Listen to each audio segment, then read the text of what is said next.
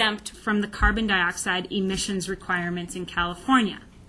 Now, when we apply that to Minnesota, there is no manufacturer that sells 60,000 vehicles here into the state of Minnesota. So technically, we should, I mean, if California's logic were to be applicable here, all of our dealerships, all of our manufacturers should be exempt because nobody sells more than 60,000 vehicles here.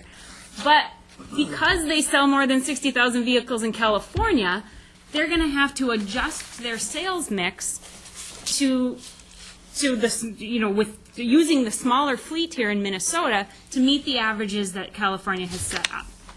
BMW is a perfect example. BMW sells way more than 60,000 vehicles in California.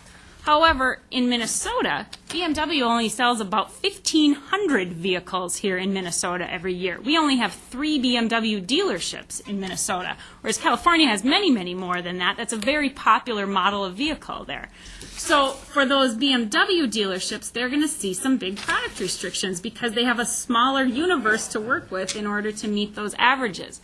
The other, just sort of the flip side of that, you know, we sell probably 4 times as many Hyundais here as BMWs. However, Hyundai doesn't sell 60,000 vehicles in California, therefore they're exempt from these rules. So it's a very mishmash sort of system that sets up a strange dichotomy. But when you, again, go back to the federal law, the federal regulations cover every manufacturer in every state.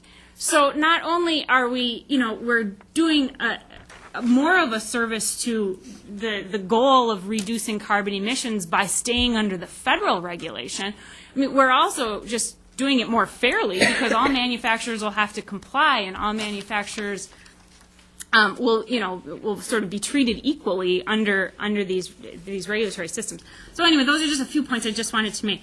I wanted to clarify too, though, there was a question earlier about a big issue that our members have about dealer trades.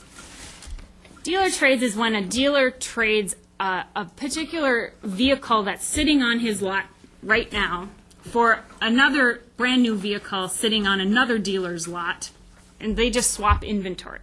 You go to your dealership and you say, I want a navy blue Chevy Impala with leather seats and a slot for my iPod. Well, your dealer only has red ones, but the person in Wisconsin has the blue one that you want. Well, your dealer can say to the person in Wisconsin, let's just swap so I can satisfy my customer and I can keep this sale local, and neither dealer is out anything, but the Minnesota business gets to keep the sale here in Minnesota.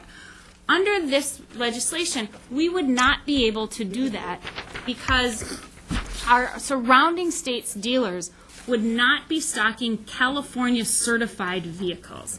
And now there's been a lot of talk about how people from other states are going to be rushing over here to Minnesota dealerships to buy these California certified vehicles from us. I would love to see the evidence of where that has happened in any California state.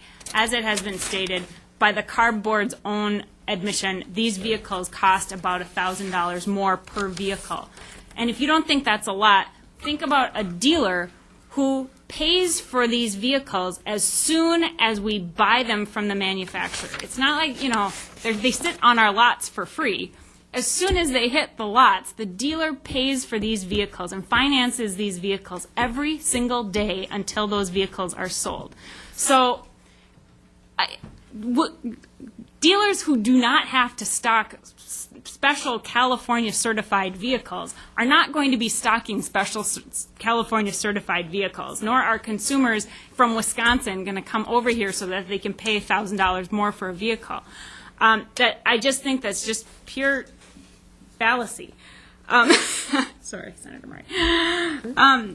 The other issue that I just wanted to address, I know it's getting late, but you know, the other thing is about flex fuel vehicles. And there's been a lot of talk about whether, you know, there are product restrictions, not product restrictions. I am very concerned about the issue of, and our dealers are very concerned about the issue of having available models of flex fuel vehicles on our lots. These vehicles are in demand at Minnesota dealerships. A few years back, you passed a law that made us advertise flex fuel vehicles, and so customers would absolutely be without question as to whether they were looking at or thinking of purchasing a flex fuel vehicle. So I can tell you this is something that our dealers take very seriously, is the availability of flex fuel vehicle models. I'll just, I'm just going to say this, and I don't mean to disparage I'm sure, the very good dealers in the state of California, but when someone calls a dealership and asks if they have a particular model of vehicle available, I'm not sure who they talk to.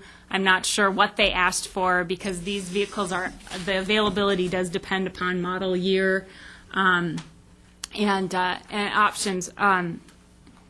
The opinion piece written by Ron Way that was referenced earlier actually says that he talked to someone who went only by the name of Magic at the Modesto, California Dodge dealership.